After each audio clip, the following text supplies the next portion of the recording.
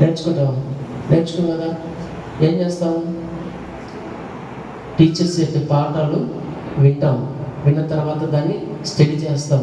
ఆ తర్వాత రోజు రోజుకు మనం ఏం చేసుకుంటాం? నేర్చుకుంటాం కదా. అలాగనే దేవుని సన్నిధిలో కూడా నాకు పాటలు రావు, నేను పాడలేను, నేను కన్నత వాక్యం చెప్పలేను. చాలామంది ఈ భయంతో చర్చికి రారు కదా. నేను చాలామందిని చూస్తూ ఉంటాను, ఈదుల్లో సెల్ ఫోన్ పట్టుకొని రేపటి నుండి చెప్తున్నాను, మీరందరూ నేను సెల్ ఫోన్ పట్టుకొని ఈదులో ఉన్నాను అని మాట నాకు ఇవ్వాలి. ఇస్తారా? ఇచ్చేవాళ్ళు చేతులు ఎత్తండి.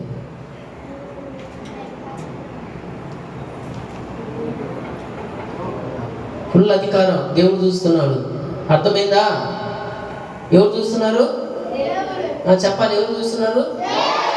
మీరు ఎవరైనా సరే వీధిలో కానీ పర్సనల్గా ఏదైనా ఫోన్ వస్తే మాట్లాడవచ్చు, ఏదైనా మీరు మామూలుగా అది కాకుండా దాని కొరకే ఇంకా లేచినప్పటి నుండి సెల్ ఫోన్ పట్టుకొని ఏమంటున్నారు? రే రే రే రే పోతాడు కొట్రా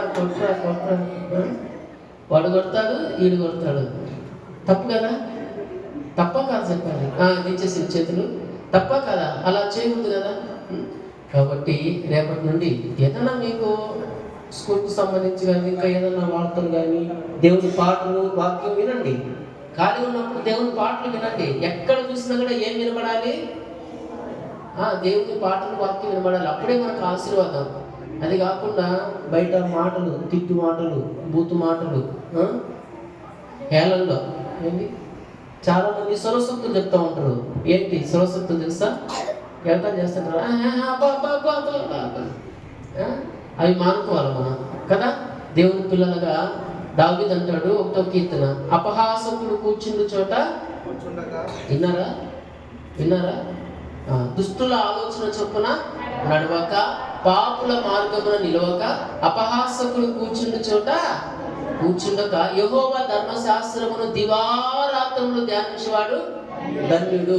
అతను నీటి కాలవల యోధన నాటబడినదై ఆకు వాడక తన కాలమందు ఫలమిచ్చు చెట్టు వలె ఉండును. అంటే నీళ్లు కాలువలో పారుతుంటాయి కదా, అక్కడ ఒక చెట్టు నాటితే ఎట్లుంటుంది? చెట్టు ఎట్లుంటుంది? ఏం మాకేం తెలుసు? ఎట్లుంటుంది? పచ్చగా ఉంటుంది కదా చెట్టు. వాడిపోదు కదా, నీళ్లు ఉంటే వాడిపోతుందా? వాడిపోదు. నీళ్ళు పారుతూ ఉంటే పచ్చగా ఉంటుంది. అట్లనే మనం ప్రతిరోజు వాక్యం చదువుతూ ఉంటే మనము ఏం చేయడానికి అవకాశం ఉండదు?